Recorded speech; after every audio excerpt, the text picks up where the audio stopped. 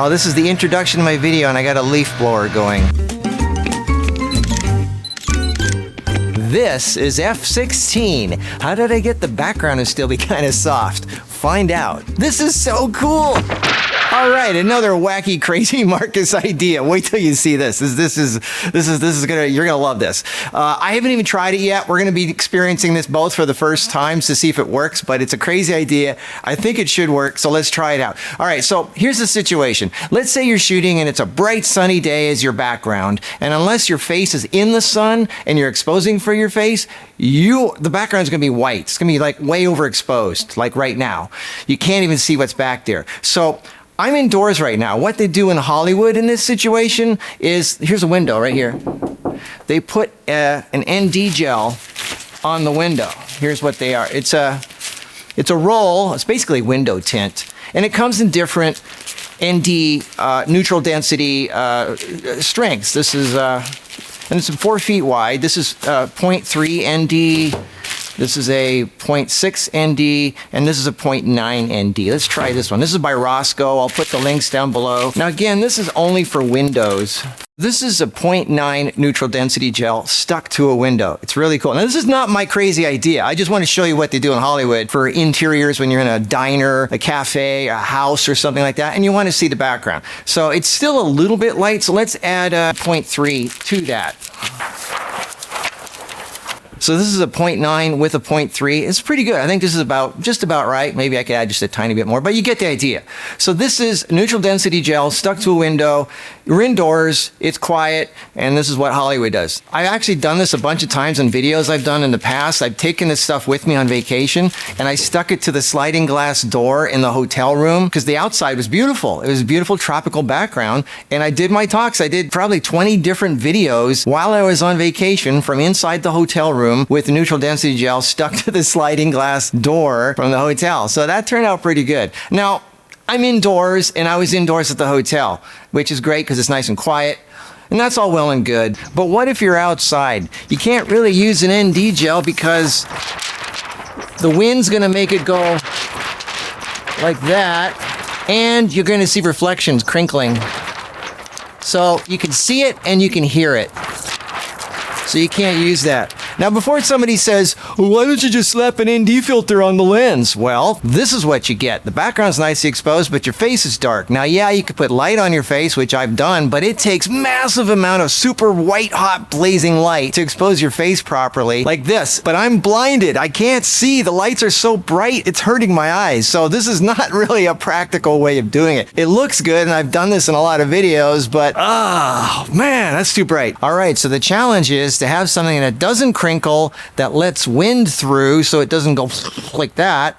So I thought, what lets wind through, doesn't crinkle, and is quiet and is kind of dark and darkens? Well, I mean, you've already ever thought of this?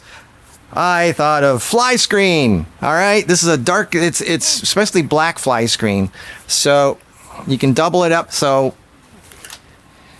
here we have a sliding glass door fly screen thingy. Let's try this out. I haven't even tried it yet.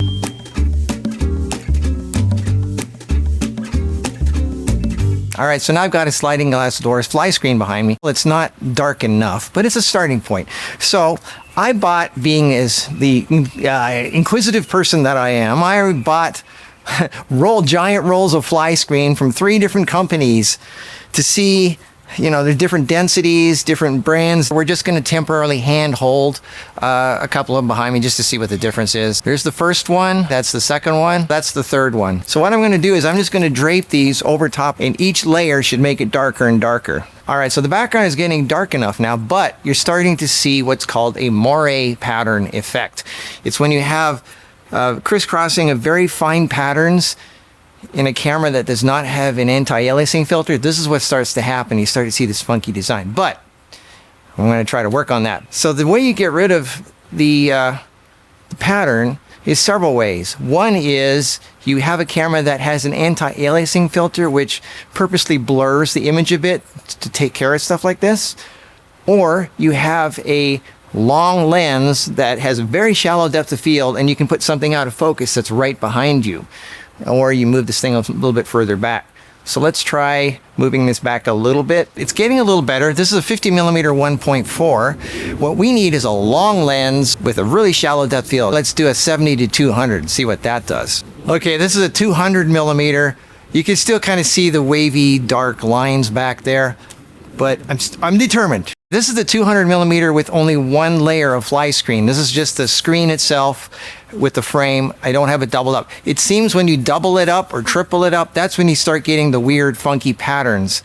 But with just one screen, it works pretty good. You can blur it out pretty good. You don't see the cross patterns. So the trick is to find the right screen where you only need one of them. But this is 200 millimeter at f2.8, and it's blurring it out pretty good. Okay, this is a Sony 6300 with a Sigma 56 at 1.4. You can still see the pattern. You can still see it doesn't look very nice. The reason is when you have multiple layers together, you start getting that pattern. The problem is with fly screen, the holes are too big. So what we need from what I think, I haven't tried it yet, but it's to have one fabric, one black, really thin fabric that you can kind of see through, that's stretched kind of tight. That should theoretically work. So let me go buy some thin black fabric and see if that works. Okay, so I just got back from the fabric store and I just got 4 really, really fine mesh fabrics called chiffon. They're super, super fine. Really, really fine. I can't even see the thing with my eyes, the threading. So I'm gonna, obviously the fly screen's not working, so we're gonna cut the fly screen out of the frame and use the frame to stick this on. Okay, so we stretched one piece of chiffon fabric on the door frame here, and you can see just by looking at it from here that it is darker. It does make whatever is in this frame darker than what's normally around there. So let's see what this looks like. All right, so this is what it looks like. There is hope after all. Look at that. The background does not have the grid pattern that the last one did. It looks nice and smooth. It's darker, and it works. It works. And this is a full frame Sony with a Zeiss 85 1.8 set of 1.8 with a single chiffon stretched on a sliding door frame. Okay, so now I have 2 chiffons, 2 layers of it. I don't know if it's going to cause a moire pattern or not, but I'm trying it out with the 6300 with the Sigma 56 1.4. Just a tiny bit of light on my face, not blinding me, and this is normal amount of light. I can see moire patterns with my eyes. I'm not sure if the camera's putting out of focus or not. We'll know in a minute here. Let's remove the whole frame now so you can see what it looks like without the frame. All right, this is what it looks like without any frame. This is just the normal background. Okay, the frame is back with 2 chiffons. Let's take one layer off. This is the Sony a6300 with the Sigma 56 set at 1.4 with the chiffon fabric stretched over the sliding glass door screen. Okay, and this is the Canon M50 with a Sigma 56 set at 1.4. I like this look. I think it looks great. You can't tell, really. I don't think that there's a fabric stretched back there. It really helps saturate the colors more, bring the light values down, and makes it easier to work with. So I love this. This is great. Because again, it's a Canon M50 with a Sigma 56 set at 1.4 to help blur out the background. Kind of cool. I think we're getting there. Yeah. Okay, the sun's getting kind of low, but I'm going to show you the shadow effect and the difference it makes on the screen. Right now, the whole screen is backlit, but if I put a shadow on it, you can see the effect it has. You can see this side looks just a little more punchier than this side, which looks softer and dreamier. So you've got different looks you can go for just with how you light and treat the screen, the fabric. This is what it looks like at f16. I know some of you are wondering, well, what's it look like if you were to sharpen the picture more, put the background more in focus? This is at f16. Now you'll notice the background is still somewhat kind of soft. That's because in Hollywood, in order to soften things, they use what's called a pro mist or a black net over in the old days, they actually put pantyhose over lenses to soften images of women, make them look smoother and more glamorous looking. Well, this is a similar type of thing where you stretch a very fine fabric it softens things. So the background is actually softer, and it's kind of a cool cheat for making the background a little more blurry. Not really blurry, but softer. Even though I'm at f16, the background is still softer than me in the foreground. So if you have the ability to stretch a really big piece of very fine mesh fabric, especially black, because it doesn't reflect light back and forth very much, it just absorbs the light.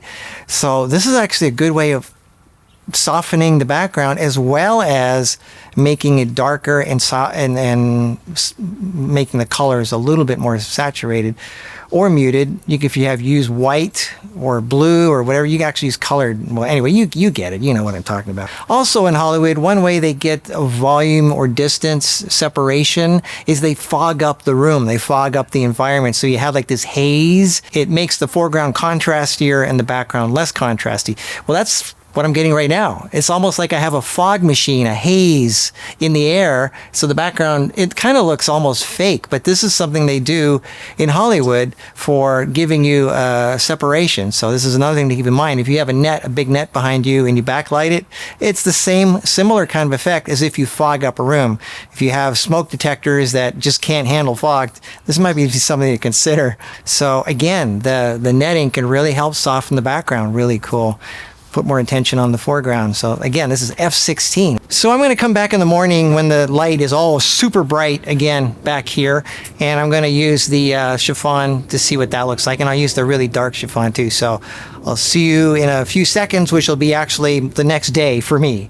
Okay, so it's the next morning, the sun is out, and I have nothing behind me. It's just overexposed background. So let's bring in my single layer of chiffon stretched on the frame, and let's compare it to the fly screen that we did yesterday. Okay, this is with a single layer of chiffon. So now we're going to take this one down and put up a thicker, more denser chiffon that you can barely see through. That's black. And let's see what that looks like. So here I am with the full frame Sony with the Zeiss 85 set at f2.2 or 2.5 or something, somewhere around there. With the really dark fabric stretched over a screen, it looks amazing. This is such a cool thing. Wow, to be able to just do this on a bright sunny day is just cool. For those of you who have a Canon M50, this is a Canon M50 with a Sigma 56 1.4 with the heavy dark fabric background. This is what it looks like without the thing back there. And here it is back in place again with the Canon M50 with the Sigma 56 1.4 set at 1.4. And this is a Sony 6300 with a Sigma 56 1.4 at 1.4. Pretty much any of the 6000 series APS-C cameras will look like this. This is what it looks like without the background. And here we have it back again. So here's a wide view of it. You can see what it does. Look at the before and after effect of what this is a really dark, heavy fabric. On a bright, super bright sunny day, I just have a tiny bit of light on my face, not very much, just enough to soften it out. Nowhere near the bright, blinding lights that I had to use before when the ND filter was on the camera. Now there's no filter at all on the camera. The only filter is behind me, and it's 4 feet by 5 feet or whatever it is. So, yeah, just go to the fabric store and you can do this. That's so cool. So this is what it looks like with a camera that does not have an anti-aliasing filter. The background is more in focus, it's sharper. Normally you do not want an anti-aliasing filter because it makes things softer, and not having one makes things sharper. Most Micro Four Thirds and smaller sensor cameras do not have anti-aliasing filters, so they can be sharper, so they can compete with the APS-C and the full frame cameras. This is a situation though where you do want an anti-aliasing filter because it makes the background a little softer. Even at 1.8 you can see the texture on the background here. This is so cool. I get excited easily about stuff. I know but that's what I'm about. This channel is about finding alternate creative ways of doing things. I don't think anything's impossible if you put your mind to it, and photography should be fun. So you put creative and fun together and you got my channel. So watch my channel for more crazy, wacky ideas on how to do things in alternate ways that maybe most people don't, because I'm not most people. So stay tuned, tell your friends about Markus Picks, and I'll see you in the next video.